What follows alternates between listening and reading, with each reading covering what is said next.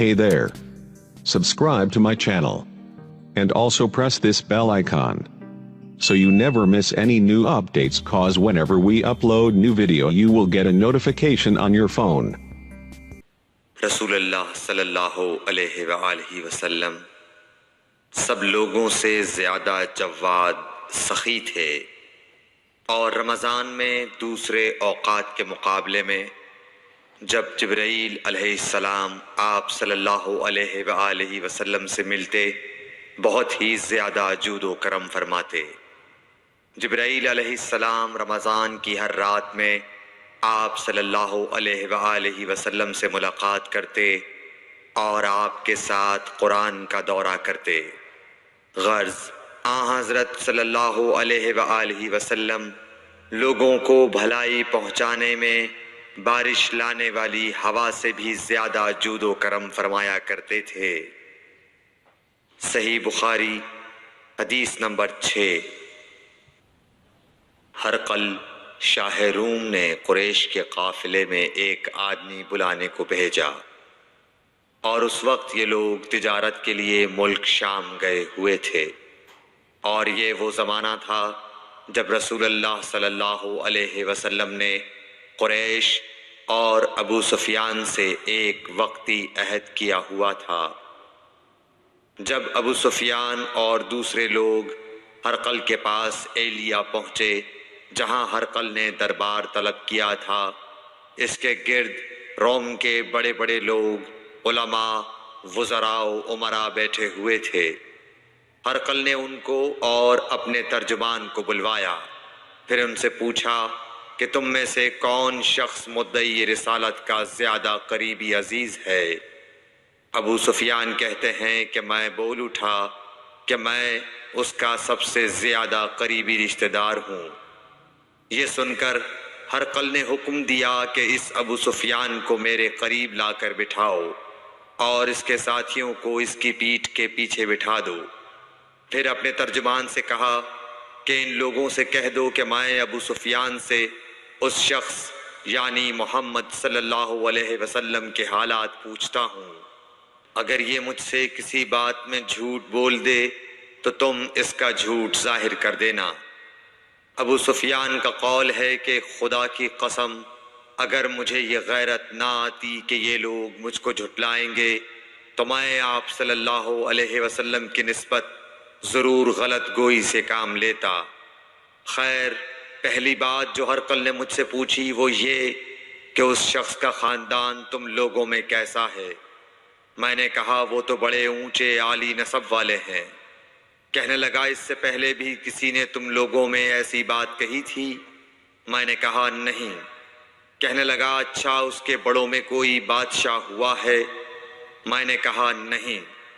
پھر اس نے کہا بڑے لوگوں نے اس کی پیروی اختیار کی ہے یا کمزوروں نے؟ میں نے کہا نہیں، کمزوروں نے۔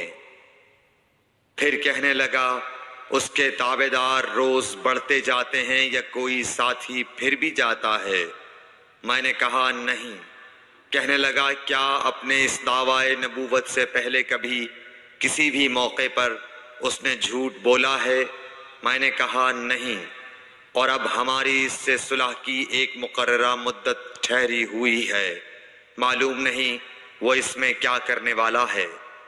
ابو سفیان کہتے ہیں میں اس بات کے سوا اور کوئی جھوٹ اس گفتگو میں شامل نہ کر سکا۔ ہرقل نے کہا کیا تمہاری اس سے کبھی لڑائی بھی ہوئی ہے؟ ہم نے کہا کہ ہاں۔ بولا پھر تمہاری اور اس کی جنگ کا کیا حال ہوتا ہے؟ میں نے کہا لڑائی ڈول کی طرح ہے، کبھی وہ ہم سے میدان جنگ جیت لیتے ہیں اور کبھی ہم ان سے جیت لیتے ہیں۔ ہرقل نے پوچھا وہ تمہیں کس بات کا حکم دیتا ہے؟ میں نے کہا وہ کہتا ہے کہ صرف ایک اللہ ہی کی عبادت کرو، اس کا کسی کو شریک نہ بناؤ، اور اپنے باپ دادا کی شرک کی باتیں چھوڑ دو، اور ہمیں نماز پڑھنے، سچ بولنے، پرہیزگاری اور صلہ رحمی کا حکم دیتا ہے۔ یہ سب سن کر پھر ہرقل نے اپنے ترجمان سے کہا کہ ابو سفیان سے کہہ دے کہ میں نے تم سے اس کا نسب پوچھا تو تم نے کہا کہ وہ ہم سے عالی نسب ہے، اور پیغمبر اپنی قوم میں عالی نسب ہی بھیجے جایا کرتے ہیں۔ میں نے تم سے پوچھا کہ دعویٰ نبوت کی یہ بات تمہارے اندر اس سے پہلے کسی اور نے بھی کہی تھی؟ تو تم نے جواب دیا کہ نہیں۔ تب میں نے اپنے دل میں کہا کہ اگر یہ بات اس سے پہلے کسی اور نے کہی ہوتی تو میں سمجھتا کہ اس شخص نے بھی اسی بات کی تقلید کی ہے جو پہلے کہی جا چکی ہے۔ میں نے تم سے پوچھا کہ اس کے بڑوں میں کوئی بادشاہ بھی گزرا ہے تو تم نے کہا کہ نہیں۔ تو میں نے دل میں کہا کہ ان کے بزرگوں میں سے کوئی بادشاہ ہوا ہوگا تو کہہ دوں گا کہ وہ شخص اس بہانے اپنے آباء و اجداد کی بادشاہت اور ان کا ملک دوبارہ حاصل کرنا چاہتا ہے۔ اور میں نے تم سے پوچھا کہ اس بات کے کہنے یعنی پیغمبری کا دعویٰ کرنے سے پہلے تم نے کبھی اس کو دروغ گوئی کا الزام لگایا ہے؟ تم نے کہا کہ نہیں۔ تو میں نے سمجھ لیا کہ جو شخص آدمیوں کے ساتھ دروغ گوئی سے بچے وہ اللہ کے بارے میں کیسے جھوٹی بات کہہ سکتا ہے۔ اور میں نے تم سے پوچھا کہ بڑے لوگ اس کے پیرو ہوتے ہیں یا کمزور آدمی؟ تم نے کہا کمزوروں نے اس کی اتباع کی ہے۔ تو دراصل یہی لوگ پیغمبروں کے متبعین ہوتے ہیں۔ اور میں نے تم سے پوچھا کہ اس کے ساتھی بڑھ رہے ہیں یا کم ہو رہے ہیں؟ تم نے کہا کہ وہ بڑھ رہے ہیں، اور ایمان کی کیفیت یہی ہوتی ہے حتیٰ کہ وہ کامل ہو جاتا ہے۔ اور میں نے تم سے پوچھا کہ آیا کوئی شخص اس کے دین سے ناخوش ہو کر مرتد بھی ہو جاتا ہے؟ تم نے کہا نہیں۔ تو ایمان کی خاصیت بھی یہی ہے، جن کے دلوں میں اس کی مسرت رچ بس جائے وہ اس سے لوٹا نہیں کرتے۔ اور میں نے تم سے پوچھا کہ آیا وہ کبھی عہد شکنی کرتے ہیں؟ تم نے کہا نہیں۔ پیغمبروں کا یہی حال ہوتا ہے، وہ عہد کی خلاف ورزی نہیں کرتے۔ اور میں نے تم سے کہا کہ وہ تم سے کس چیز کے لیے کہتے ہیں؟ تم نے کہا کہ وہ ہمیں پاؤنڈ ہوتا۔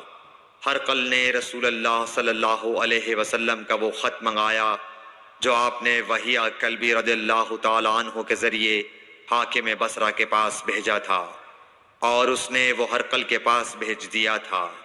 پھر اس کو پڑھا تو اس میں لکھا تھا، اللہ کے نام کے ساتھ جو نہایت مہربان اور رحم والا ہے۔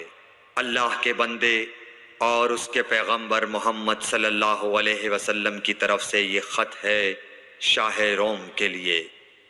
اس شخص پر سلام ہو جو ہدایت کی پیروی کرے۔ اس کے بعد میں آپ کے سامنے دعوت اسلام پیش کرتا ہوں۔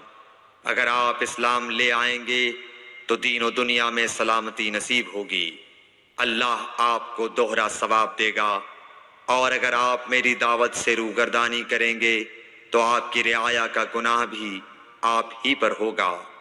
اور اے اہل کتاب، ایک ایسی بات پر آ جاؤ جو ہمارے اور تمہارے درمیان یکساں ہے، وہ یہ کہ ہم اللہ کے سوا کسی کی عبادت نہ کریں اور کسی کو اس کا شریک نہ ٹھہرائیں، اور نہ ہم میں سے کوئی کسی کو خدا کے سوا اپنا رب بنائے۔ پھر اگر وہ اہل کتاب اس کتاب سے منہ پھیر لیں تو مسلمانوں، تم ان سے کہہ دو کہ تم مانو یا نہ مانو، ہم ایک خدا کے اطاعت گزار ہیں۔ ابو سفیان کہتے ہیں، جب ہرقل نے جو کچھ کہنا تھا کہہ دیا اور خط پڑھ کر فارغ ہوا تو اس کے ارد گرد بہت شور و غوغا ہوا، بہت سی آوازیں اٹھیں اور ہمیں باہر نکال دیا گیا۔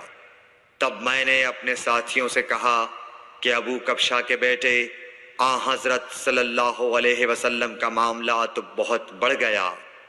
دیکھو تو اس سے بنی اصفر روم کا بادشاہ بھی ڈرتا ہے۔ مجھے اس وقت سے اس بات کا یقین ہو گیا کہ حضور صلی اللہ علیہ وسلم ان قریب غالب ہو کر رہیں گے، حتیٰ کہ اللہ نے مجھے مسلمان کر دیا۔ راوی کا بیان ہے کہ ابن ناطور ایلیا کا حاکم ہرقل کا مصاحب اور شام کے نصارہ کا لاٹ پادری بیان کرتا تھا کہ ہرقل جب ایلیا آیا ایک دن صبح کو پریشان اٹھا تو اس کے درباریوں نے دریافت کیا کہ آج ہم آپ کی حالت بدلی ہوئی پاتے ہیں، کیا وجہ ہے؟ ابن ناطور کا بیان ہے کہ ہرقل نجومی تھا، علم نجوم میں وہ پوری مہارت رکھتا تھا۔ اس نے اپنے ہم نشینوں کو بتایا کہ میں نے آج رات ستاروں پر نظر ڈالی تو دیکھا کہ ختنہ کرنے والوں کا بادشاہ ہمارے ملک پر غالب آ گیا ہے۔ بھلا اس زمانے میں کون لوگ ختنہ کرتے ہیں؟ انہوں نے کہا کہ یہود کے سوا کوئی ختنہ نہیں کرتا، سو ان کی وجہ سے پریشان نہ ہوں۔ سلطنت کے تمام شہروں میں یہ حکم لکھ بھیجیے کہ وہاں جتنے یہودی ہوں سب قتل کر دیے جائیں۔ وہ لوگ انہی باتوں میں مشغول تھے کہ ہرقل کے پاس ایک آدمی لایا گیا جسے شاہ غسان نے بھیجا تھا۔ اس نے رسول اللہ صلی اللہ علیہ وسلم کے حالات بیان کیے۔ جب ہرقل نے سارے حالات سن لیے تو کہا کہ جا کر دیکھو وہ ختنہ کیے ہوئے ہے یا نہیں۔ انہوں نے اسے دیکھا تو بتلایا کہ وہ ختنہ کیا ہوا ہے۔ ہرقل نے جب اس شخص سے عرب کے بارے میں پوچھا تو اس نے بتلایا کہ وہ ختنہ کرتے ہیں۔ تب ہرقل نے کہا کہ یہی محمد صلی اللہ علیہ وسلم اس امت کے بادشاہ ہیں جو پیدا ہو چکے ہیں۔ پھر اس نے اپنے ایک دوست کو رومیہ خط لکھا، اور وہ بھی علم نجوم میں ہرقل کی طرح ماہر تھا۔ پھر وہاں سے ہرقل حمص چلا گیا۔ ابھی حمص سے نکلا نہیں تھا کہ اس کے دوست کا خط اس کے جواب میں آ گیا۔ اس کی رائے بھی حضور صلی اللہ علیہ وسلم کے ظہور کے بارے میں ہرقل کے موافق تھی کہ محمد صلی اللہ علیہ وسلم واقعی پیغمبر ہیں۔ اس کے بعد ہرقل نے روم کے بڑے آدمیوں کو اپنے حمص کے محل میں طلب کیا، اور اس کے حکم سے محل کے دروازے بند کر لیے گئے۔ پھر وہ اپنے خاص محل سے باہر آیا اور کہا، اے روم والو، کیا ہدایت اور کامیابی میں کچھ حصہ تمہارے لیے بھی ہے؟ اگر تم اپنی سلطنت کی بقا چاہتے ہو تو پھر اس نبی صلی اللہ علیہ وسلم کی بیعت کر لو اور مسلمان ہو جاؤ۔ یہ سننا تھا کہ پھر لوگ وحشی گدھوں کی طرح دروازوں کی طرف دوڑے، مگر انہیں بند پایا۔ آخر جب ہرقل نے اس بات سے ان کی یہ نفرت دیکھی اور ان کے ایمان لانے سے مایوس ہو گیا تو کہنے لگا کہ ان لوگوں کو میرے پاس لاؤ۔ جب وہ دوبارہ آئے تو اس نے کہا، میں نے جو بات کہی تھی اس سے تمہاری دینی پختگی کی آزمائش مقصود تھی، سو وہ میں نے دیکھ لی۔ تب یہ بات سن کر وہ سب کے سب اس کے سامنے سجدے میں گر پڑے اور اس سے خوش ہو گئے۔